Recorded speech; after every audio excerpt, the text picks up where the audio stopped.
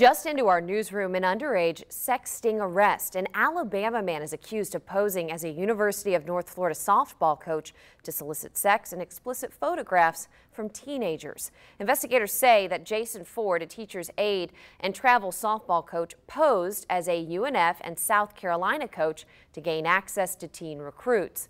After being made aware of the scheme, the FBI set up a sting posing as a 15-year-old girl. Federal agents say that text messages became sexual and Ford was asking for explicit videos and wanting to meet for sex. Ford was arrested in May, but the details are just surfacing.